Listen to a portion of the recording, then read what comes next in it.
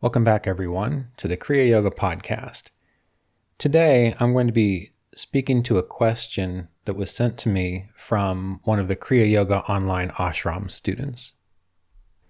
Usually, I try to answer these emails during our monthly online question and answer sessions, or through a personal Zoom meeting, but every now and then, questions come through that represent a theme that many students seem to have.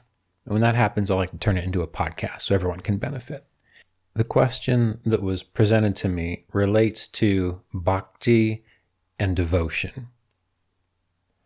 The individual said that he noticed that he's not fully open to the devotional side of the path yet. He even said he might be slightly resistant. In fact, let me just read the email that was sent to me. He said, "One thing I'm noticing is that I'm not fully open to the devotional side of the path, and I might be slightly resistant, and I'm comfortable admitting that maybe I'm just not evolved enough in my progress. However, because the Bhagavad Gita was the first spiritual text that struck any kind of theistic chord with me, I think of Krishna as guide when I think of God, but this feels too much like having a symbol, and I thought that wasn't encouraged. On the other hand, Sāṃkhya really resonated early on because it felt clear, logical, and almost scientific. It helped me trust what Kriya Yoga is actually doing. Recently, I've noticed what feels like either a shift in your language around devotion, or perhaps a shift in how I'm now hearing it as my practice continues. Thinking on a yogic worldview, I'm curious how you see devotion unfolding over time on the Kriya path, especially for those of us who enter through clarity and discrimination first rather than bhakti. How should we relate to devotion when it hasn't yet become a natural inner experience?" This is an excellent question, and my response through email was essentially not to worry about it. And I'll explain why. I understand where this question is coming from, and myself, I didn't come to Kriya Yoga because I had some profound devotional sense towards the divine or God. I simply wanted to figure things out. I had had enough of God and church, being raised Catholic, and getting often kicked out of Sunday school for asking questions that no one seemed to be able to answer.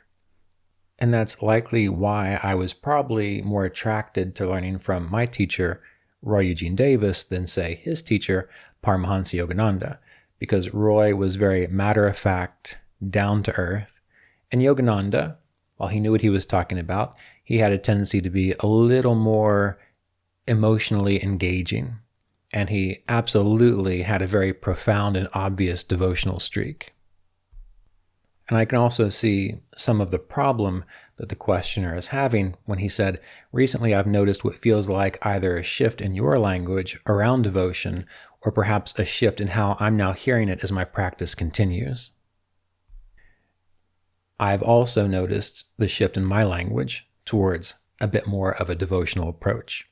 So we're going to talk about why I don't really think it matters overall, and we're also going to talk about why there is a shift in my own language and perspective. The first thing we have to think about and consider is, can you actually force devotion? And to me, that's like saying, can you actually force love or respect when you don't feel it? And maybe you can remember being a kid, like I can, when you'd be around certain adults and they would say things to you like, "You should respect me," or "You should feel this way about me." And if you were anything like I was as a kid, I would often think to myself, well, no, I don't. You need to show me why I need to respect you. You need to demonstrate something. And of course, looking back as an adult, I can also admit that as a child, maybe I had a bit of a combative streak. But still, when I was around adults who were genuinely caring, knowledgeable, supportive, kind, and strong, I absolutely had a sense of respect for them, or a deep sense of love and safety around them. And even if those adults made a mistake or weren't always 100% consistent, it didn't matter because most of the time there was this deep sense of trust in their presence. And so it was easy to feel a sense of respect and love and devotion towards these people in my life that were taking care of me.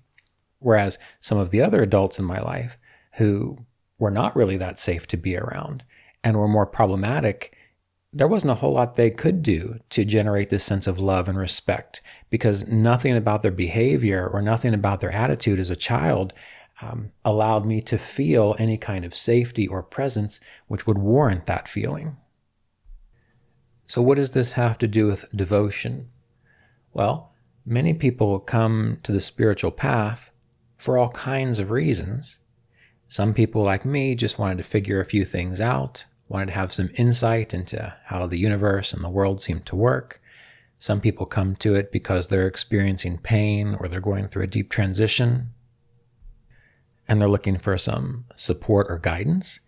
And a few individuals who are born into the world that already have a forward momentum, they understand the value of attuning to thinking about having this fidelity with a field of consciousness which is much lighter, clearer, and wiser. Sometimes those people come into the world and they're just naturally pulled toward the path. So there's all kinds of reasons that people can become interested in this experience. But imagine you're someone who has had difficulty with authority figures. Imagine someone who has not had positive role models where they could feel safe or where they could naturally feel a sense of devotion or love. Or imagine if you were born into a world that didn't make a whole lot of sense to you. Maybe you were even the black sheep in the family or the black sheep in your community. And the spiritual path appeals to you. The capacity to figure things out appeals to you. But now you have people saying things like, well, you should be devoted. You should have more love. You should feel a greater sense of enthusiasm to this abstract divine being that you can't really comprehend with your mind or your senses. Well, that's not going to work. You can't force that. But here's the beautiful thing about the yogic system is that it addresses all levels of where a person is. And by going through the process of Kriya Yoga, by going through the process that Patanjali has laid out for us, you begin to catch glimpses of that which is abstract, which is metaphysical. You begin to recognize how you feel calmer and safer in your world and in your life. You begin to develop a greater sense of wisdom so that you know who to interact with that's actually going to be supportive and helpful. And when you see and feel for yourself these positive changes, well, then devotion begins to arise naturally about the process because you see and feel how it works. And any respectable human being is never going to demand that you love, trust, respect, or be devoted to them for no reason. The good people of the world behave in a good way, and then you spend time with them, and you start to feel a true sense of friendship and love towards them. And so then it becomes easy to feel a sense of devotion towards them. It's not forced. It grows naturally. And those people who are good people in the world might know that you have some baggage or that you have some resistance to feeling a sense of friendship. But they don't mind because they don't want to push your boundaries. They don't want to push you anywhere you don't want to go. They're going to continue to be a good person because that's just who they are. That's part of their essence. They're not doing it because they want you to be devoted to them. They're not doing it because they want you to respect them. They are just being an embodiment of this goodness.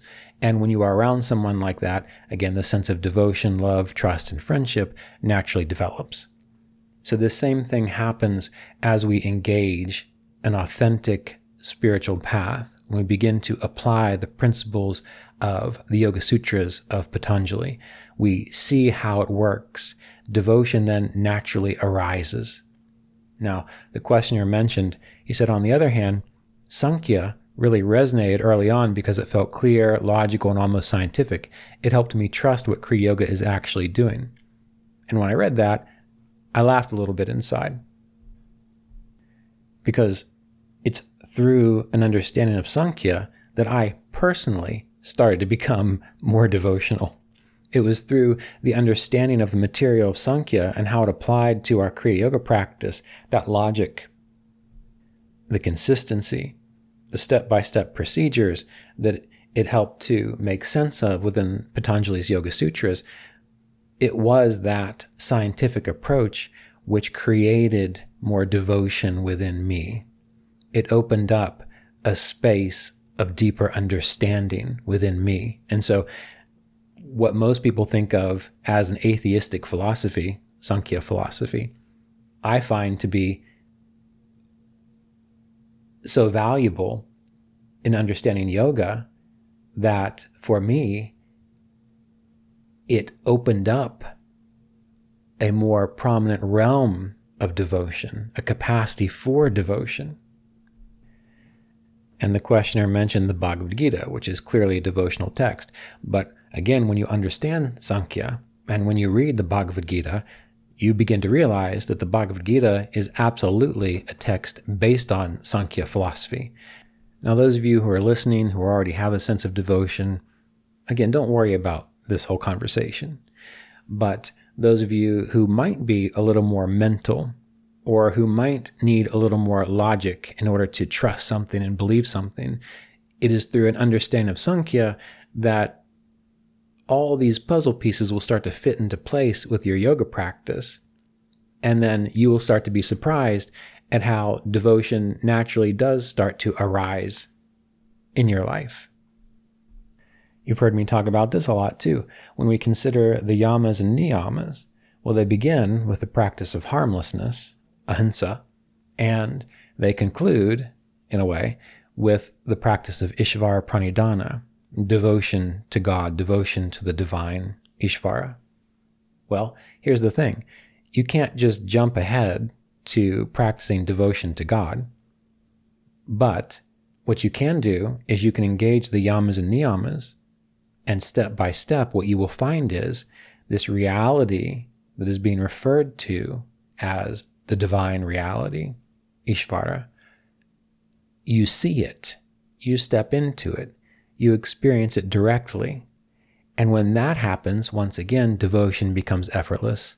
It's just like finally meeting a person who is kind, loving, wise, supportive, doesn't push your boundaries, and is really overall just a delight to be around. When you meet someone like that, a sense of friendship, trust, and devotion, love, comes naturally and easily. So as we work through the stages of the yamas and niyamas, as we engage our meditation practice, when we do it sincerely, then devotion is going to arise naturally. Because from nonviolence, truthfulness arises. Once we're established in truthfulness, then we don't want to steal anything from anybody.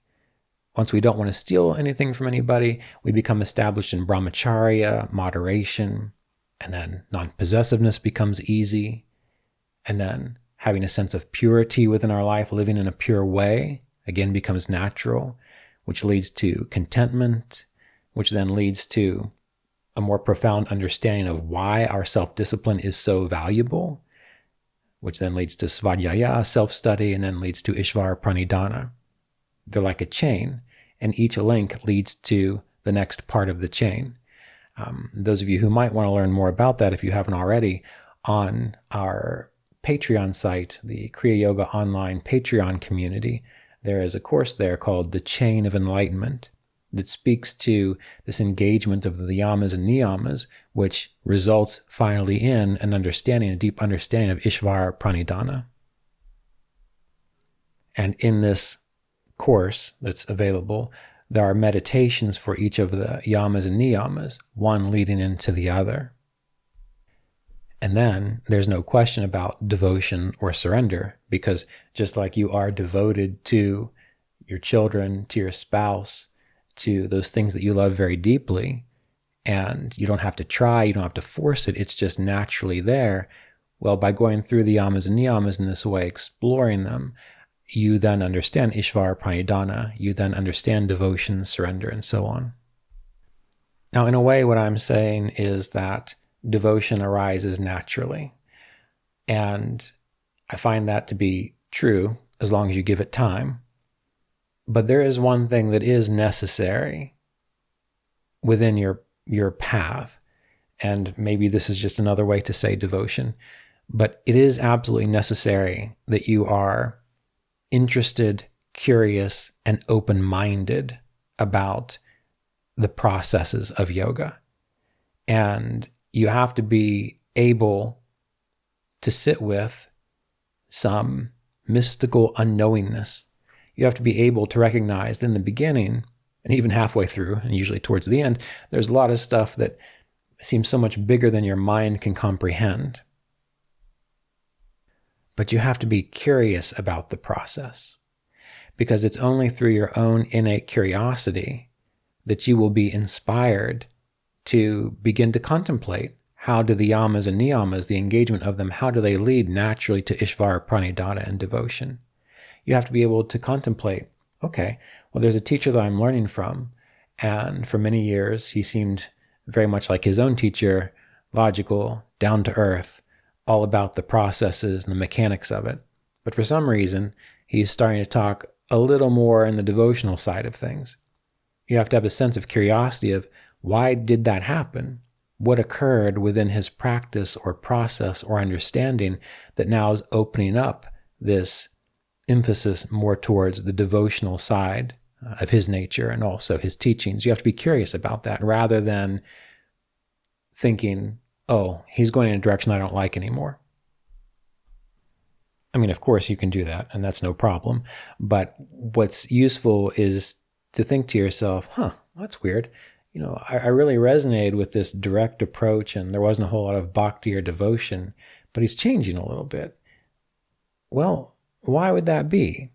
And when you're curious about it, you're going to be less closed-minded, and you might start to entertain an openness, an opportunity to think, well, how could that play out in my own life? Is it possible that maybe through this process, I too might see some value in devotion, or it might be something that's more natural within me, something that I just haven't quite developed or understood yet?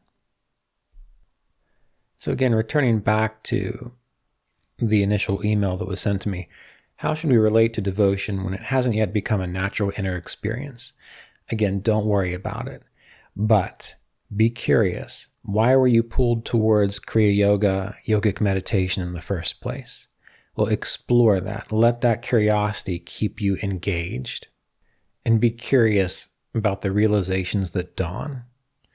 One thing we have to be aware of is that often when people use the word God or divinity, or when we read it in ancient texts and so on, you're really just reading a word. For example, even though there might be a greater sense of devotion coming through in how I talk about things, I guarantee that when I use the word God or Divine Mother, I am not using it in the way that you might have burned into your brain. I can't describe it, but it is not an anthropomorphic being in any way. But there is a sense of feeling a presence, something greater than myself. There is a capacity in meditation to let go even more so of this smaller sense of self and transfer identity to this infinite field of consciousness, which in the Yoga Sutras is described as Ishvara, which Paramahansa Yogananda might use the words Divine Mother, which other people might call the Christ consciousness or the Buddha consciousness. But ultimately, there are no words which can accurately indicate what's being discussed there. However, once again, the beauty of yoga is this: you yourself can take the steps you yourself can engage the processes to be introduced to that reality, or that might not even be the right word, to have the realization of that reality. And then when you step into it, the only words you're going to be able to use are the ones that are currently available. You might even use the word Divine Mother or God or pure infinite consciousness or Christ consciousness and so on. You're going to recognize, oh, well, I can't describe it either. So are you curious about having that kind of realization? Are you curious about letting go of your small sense of self? And again, transferring identity, stepping into, recognizing this field, the people you've heard call the divine consciousness. Are you interested in that? Well, if you are, then you keep practicing. And as those parts of you become more comfortable opening up to experiencing directly these subtler fields of awareness, again, which most people call the realms of divinity, then you're going to see it for yourself. And it's going to be like meeting a very nice, supportive, loving, kind person that you feel extremely safe around. And you're going to want to be around that more often, which means you're going to want to meditate more. You're going to want to be engaged in prayer more. You're going to want to explore this reality more. And so then you've got bhakti. You've got devotion. It's not something that someone said you're going to get by going to a kirtan session and chanting until you experience an emotional high. It's not going to be a heavy sense of duty that maybe people from your past religious sphere wanted you to recognize. It's going to be a beautiful opening up into what is possible for you as a yogi, which is the purpose of all yoga practice. This is one of the reasons why Patanjali says that through Ishvara Pranidhana, your capacity for samadhi is perfected. And as your samadhi becomes perfected, each experience of that helps to complete the process of your spiritual evolution. And there's a reason that Ishvara Pranidhana is the last of the yamas and niyamas. There's this emphasis to how important it actually is. And the trouble is, there's a lot of people interpreting what this is, trying to use words to describe it to you, or try to should you into it, or say you must do this, you should feel this way. And that's not going to work. I will say if you go through the processes of yoga, then yeah, you'll feel it. But not because you should, just because it's the natural result of the progression of the Kriya Yoga practices that you knew. It's the progression, the natural result of the progression of the steps and stages that Patanjali has outlined. So this is why I say don't worry about it. Because once you get there, you're going to know it, and you're not going to have to force it. And cultivating discrimination and discernment is only going to help. Again, if you do it with an open mind and with curiosity. I mentioned that it's through the Sāṃkhya process that my own sense of bhakti and devotion really began to resonate. And that's because through that process, there is an encouragement to developing discernment and understanding, seeing what the reality of the divine experience is actually truly like. And just because it was my path, probably, I feel that that's one of the most important ways to develop true devotion. You've heard me say this before as well. You know, when you love someone, you want to learn more about them. You want to know what they like. You want to know what makes them happy. You want to know ways that make them feel safe and joyful. You just want to know it. That way you can offer it to them because you love them. You want to see them happy. You want to see them thriving. Well, when you develop discernment on the spiritual path, while it might seem cold and calculating, really all you're doing is you're figuring out what is this reality of God? What is this reality of this being, which is so much bigger than all of us and beyond our mind? And you're starting to learn, all right, well, what is a way to resonate with this experience? And in the beginning, it might be a little selfish because you want to feel better. Maybe you feel disconnected, or you feel alone, or you've had some trauma in your life and you're hoping this will heal it. But once you get over that, and that's fine to go in that direction for a ways, once you get over that, then it just becomes something you love and you want to do. You want to learn more about this experience. You want to learn more about this reality that the yogis talk about. You're naturally pulled towards it in the same way that you like the kind of music that you like. You want to listen to more of that music, or you like the kinds of food that you like. You want to bring more of that into your life. And so there's a shift from exploration, curiosity, to just a natural sense, almost like a magnetism pulling you closer and closer and closer to this presence that's often referred to as God, the Divine Mother, you name it. There's all kinds of words for this. But you can experience that reality directly, and it's through your curiosity, your discernment, your discrimination, your wondering about all of this that pulls you towards it. And eventually the momentum grows so strong that there's really nothing else that you can do. You end up becoming absorbed in the whole experience itself. The little you see it for what it is, you let it go, and then you're able to experience transcendence. So there are many ways to look at devotion. There's many ways to look at discrimination, developing knowledge, but at the end of it all comes around to the same place. And the key, again, is maintaining curiosity and interest and an open mind as you move forward with your practice. And if you can maintain that, then you're going to know what true devotion, what true bhakti is, spiritually speaking. All right, so I hope that little refresher, that review on bhakti was helpful. And before we conclude today, I just want to once again mention that myself and David McGraw will be in Ireland this fall. So if you would like to explore participating in a week-long retreat with us, I think just south of Dublin, don't hesitate to get into touch with us. Also, there aren't a whole lot of spaces left. I know I've said this every single time for the last several podcasts, but we are down to just a few. The June solstice retreat happening at the Himalayan Institute in Honesdale, Pennsylvania. We have a few spaces left. This will be the last time I talk about it on the podcast, I promise. If you're interested in participating in that, again, just get in touch with us.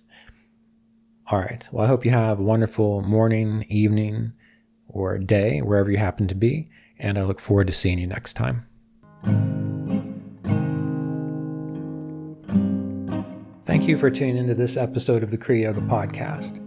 To learn more about Kriya Yoga meditation, you can visit us at kriyayogaonline.com, where you can find information about current book releases, online classes, and in-person retreats throughout the year. If you're interested in supporting this podcast, visit us at the Kriya Yoga Online Patreon community at patreon.com/Kriya Yoga.